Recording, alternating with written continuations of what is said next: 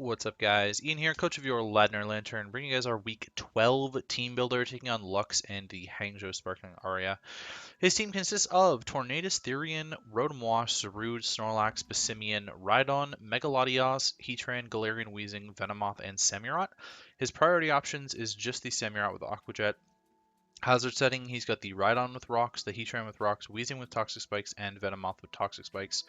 Removal options, he's got the Tornadus with Defog, Rotom with Defog, Megalodios with Defog, Galarian Weezing with Defog, and Venomoth with Defog, so mono Defog, but quite a lot of Defoggers.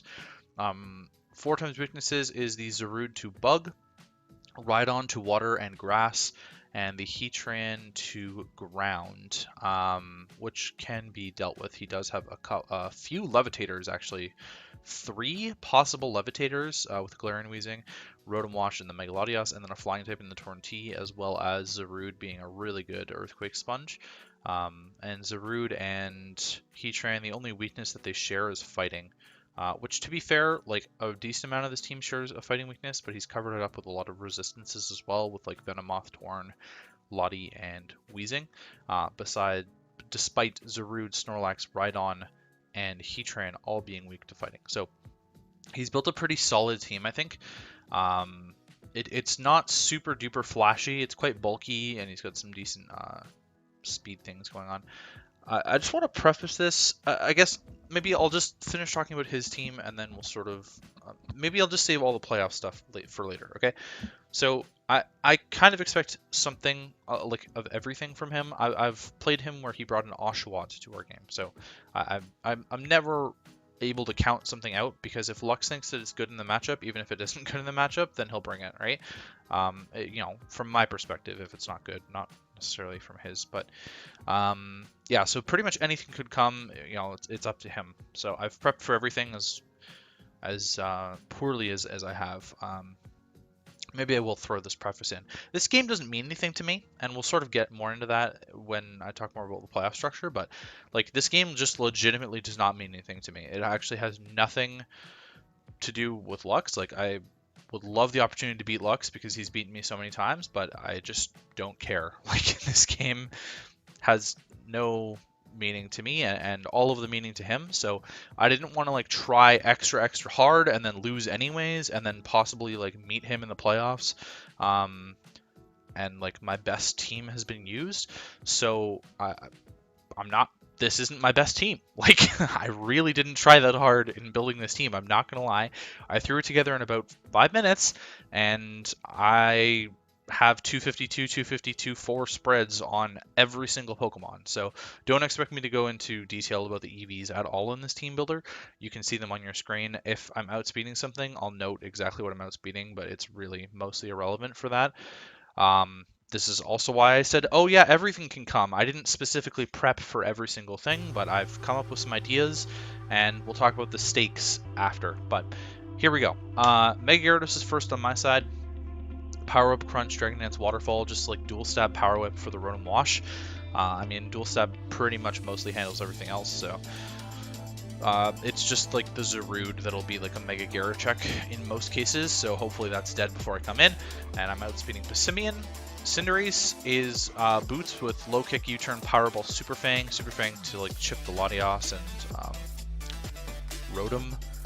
Low Kick can kind of handle Snorlax and Heatran. Both of them are very, very heavy, so it should be max base power on both of them. And if there's like a Protect on something, then I'm not worried about like missing High Jump Kick. Powerball hits a bunch of other stuff. I mean, I don't really know. Like, it's like a decent way to hit Venomoth, Passimian, Torn. Zarude is another good example. I am running U-Turn as well for the Zarude, but Powerball's going to hit it a little bit harder, I think. Weezing is another good example. So that's the Cinderace, just fast. I think I'm outspeeding Megalodios, which I'm not speed creeping it, so yeah. Genesect Douse. I'm bringing Genesect Douse. This is like a common theme against bulky fire types for me, and I didn't really think that anything was better. So I'm running a mix set with 2 physical attacks, 2 special attacks, Technoblast, Thunderbolt for what? What am I running Technoblast, Thunderbolt for? What's the Thunderbolt for? I don't actually know. Torn? Might be for Torn. I think it's for Torn, and then Technoblast is for the Tran, and then I've got Iron Head U-turn just for like physical moves. That's pretty much it. I could be running like Flash Cannon to hit Galarian Weezing a little bit better, but why try? And I'm outspeeding something with this. What is it? Venomoth? I'm outspeeding Venomoth. Slowking. I'm going with a really whack set that shouldn't work, but we're going to try and make it work. Life Orb with Trick Room, Psyshock, Surf, Ice Beam, just like Trick Room, Life Orb with triple attacking moves with a quiet nature. This should underspeed absolutely everything on his team, except Snorlax. Snorlax can speed time me. I have Psyshock to hit the Snorlax because it's very especially bulky. Surf for a variety of things, Ice Beam for a variety of things, and Psyshock will hit the other variety of things. I mean, it hits a variety of Pokemon on his team. It's just offensive Slowking with Trick Room. So 4 offensive Mons plus Thundy, which is also offensive, except kind of not. I've got T-Wave and Defog, so it's like kind of a support Thundurus with T-Volt and Dark Pulse. T-Volt Dark Pulse hits everything besides Zarude really well, so I'm like, whatever. I'm not Prankster, so I can still T-Wave it, and I can Defog in his face if he wants to set up like T-Specs or Rocks or something, and Boots, so whatever. Zarude doesn't get knockoff, so it's not like it can punish me that way. I think Passimian and Torn are the only Mons with knockoff on this team. Something to be wary about. And then Tangrowth, I'm just bringing Fizz F Tangrowth with Sludge Bomb EQ as my only attacking moves, and then Toxic leads you to support moves. This should handle Snorlax okay. And it should handle Zarude okay as well. Although Zarude can U-turn, but I've got Sludge Bomb for it, and then Earthquake if he wants to like U-turn into Weezing or Heatran, which would both, those are like the primary things that I think he would want to switch in right away. If he's like, he should be scared of a Toxic, so he's not going like Latios or anything. But that's a really brief rundown on my team. That's the whole team. That's the whole team. I don't want to go into detail about what I'm not bringing, just in case I do play Lux in playoffs. I'm posting the battle for Amish and the battle for Lux a week later than normal, so there's a break week where there will be nothing between my week 10 match and my week 11 match. And then I'm starting to post those later because of like quarterfinal matchups and stuff. I didn't want anyone to see. I might even just delay it even more because like I just, Lux and Amish are two really like likely playoff opponents, not necessarily for quarterfinals, but for semifinals possibly. And I don't want them to see what I brought against them, so that's pretty much where I'm at with that. I might go back and like delay the Amish videos even more, so that I can guarantee that they'll be after I could potentially play Amish, like after finals possibly. That's pretty much all there is to it. So yeah, I'm not going to go into depth about what I'm not bringing, but let's talk about stakes a little bit. I'm not going to like bring up the standing chart for you or anything, but there are 3 teams battling for 2 spots left. Revan has pretty much cinched it up, but he hasn't really, and he could still miss the playoffs at 7-5, which would be like incredible, considering he was in first place for a large portion of the season to fall all that way just from like losing a few games at the end of the season here. He's on a little bit of a skid, but like he has lost 2 in a row, 5-0, which has really tanked his differential. And if he loses the 3rd one in a row, it could knock him out of playoffs. It's actually possible. So Lux and Joey are the other teams below Revan. Lux is currently in 8th at 6-5 plus 7, and Joey's in 9th at 6-5 plus 3 actually. Everyone else below him is eliminated from playoffs. Joey plays a separate match this week against Gareth, I believe tomorrow, and then I play Lux. Lux can clinch if he wins by enough differential, because then Revan can't catch him. I don't believe... Oh, they did play, actually. They played in week 1 and Revan 6-0'd him, so it'll have to be... What is this? Lux currently has a 5 differential. If Lux beats me by 2 to get a 9... differential, does that make sense? Yeah, because Revan can only hit 8, so if Lux beats me 2-0 or better, then he clinches for sure. No, that would clinch him, because then he's guaranteed ahead of Revan. He doesn't have to worry about Joey. So that's Lux's sort of scenarios. For me, I'm in first place. I can be knocked down to 2nd. 2nd is the lowest I can finish if Zane wins this week against... Who does he play? Who does Zane play? Zane plays Amish. Zane plays Amish, and then Zane loses. Then I'm still in first, so it's whatever. If Zane plays Amish and Zane wins, then I will be in 2nd and Zane will be in first, which isn't a huge deal to me. I'm not like... the biggest on picking my playoff opponent, it hasn't really worked all that well for me in the past, if I'm being honest. Like, I think there's maybe a couple of quarterfinals where I like lucked out. Like, I remember one season where I picked Aaron in round 1, and it like barely worked out because I hacked him a little bit in the game.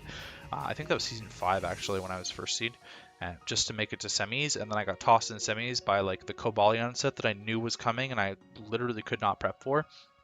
So I'm not like stoked to be first seed. Like, I like first seed because I write it down for myself, and it's like an achievement for me that I finished first in the regular season. But I'm really not that fussed about getting first this season. I think I've played the best, and I think I've been the best coach overall this season. Regardless of me being first or second, I don't think that changes anything for me.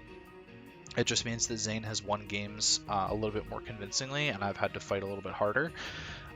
This would only be my 3rd loss of the season. I have a history of losing to Lux, and actually, if patterns are correct, I will be losing this game and then winning all 3 playoff rounds. So far, we won our first 3 weeks and then lost week 4, and then we won weeks 5 through 7 and then lost week 8, and then we won weeks 9 through 11. So if we lose week 12, that means that we would win quarterfinals, semifinals, finals. So I'd actually be perfectly okay with losing to Lux this game, because then I would fulfill the prophecy of this season, and we can move on and be happy finally winning my own league. But that's basically why this game has no stakes for me. It doesn't matter to me. First place gets to choose first between all of the opponents. It's actually a little bit overwhelming. If he can pull someone off the board for me, then it makes my decision a little bit easier, actually, being able to choose between who I want to play out of the remaining teams. I am guaranteed my choice of opponent, and I'm guaranteed to dodge Zane if he finishes top 2, which is very likely. He only needs to get like 1 kill off of Amish to finish top 2. I'd be guaranteed to dodge Zane all the way until finals. I felt like Zane really didn't try in our match, and I won convincingly, I think, in that game, despite it being terrifying in prep. So lots of stuff there. I'd be more than happy for Lux to make playoffs. I don't really care if he makes playoffs or doesn't. Like, Lux is my friend, but he won last season, so I don't really care if he makes playoffs or not, because I always like seeing like new winners. Currently, if playoffs started right now, Lux and Amish would both be former champions, and I'm not gonna lie, both of them are really close friends, but I would probably root for both of them to lose, just because I really like new champions, like unique champions. We've never had anybody come in and win 2 seasons, so I'm always rooting against the winners in the playoffs. That's not a new thing. It's been a thing that I've had since like season 4, probably season 3, even, when Cade made finals. Anyways, lots of times where that's happened. But that's the stakes for this game. I'm already locked into 2. Don't really care about the win. That's why I didn't try hard with my EVs at all, and these sets are not great, and I definitely could build a much better team if I had to play Lux in a playoff match. I'm not going to select Lux in a playoff match. There's no hope of him getting me in quarterfinals anyways, and that's pretty much that. So hopefully you guys enjoyed the match, and I'll catch you guys for that in the next video here.